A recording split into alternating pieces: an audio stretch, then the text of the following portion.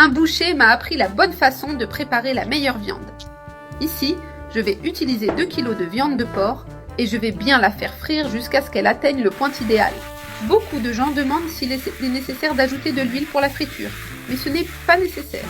La viande de porc libère déjà sa propre graisse pendant le processus, donc il n'est pas nécessaire d'ajouter plus d'huile. Je vais la laisser frire jusqu'à ce qu'elle atteigne le bon point. Et ensuite, je vous montrerai à quoi elle doit ressembler. Maintenant, la viande est bien dorée et à son point idéal. J'éteins le feu et je vais retirer la viande de la poêle. En la plaçant ici dans ce bol, c'est prêt.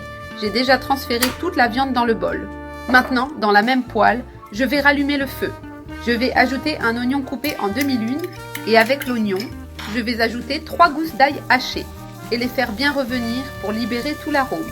Je fais revenir dans la même poêle pour profiter de la graisse de la viande, ce qui rehausse encore plus la saveur. L'oignon et l'ail sont déjà bien dorés, alors il est temps de remettre la viande dans la poêle.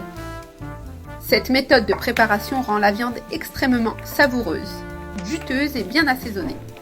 Je vais encore la faire revenir un peu pour qu'elle absorbe bien la saveur de l'oignon et de l'ail. J'ai bien mélangé, maintenant nous allons assaisonner pour que tout soit encore plus délicieux. Je vais ajouter une cuillère à soupe de sucre qui aide à rehausser la saveur et apporte une touche spéciale.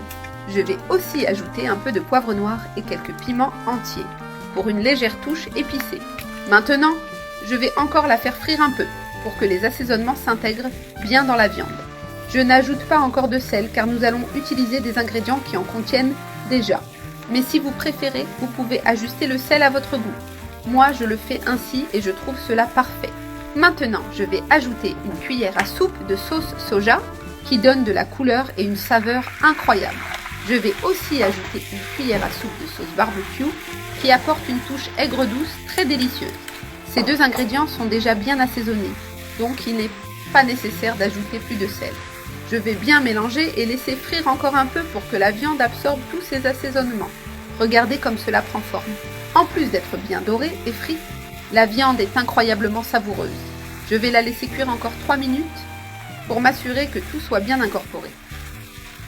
Et maintenant, notre viande est prête. L'arôme est incroyable et le goût sera encore meilleur.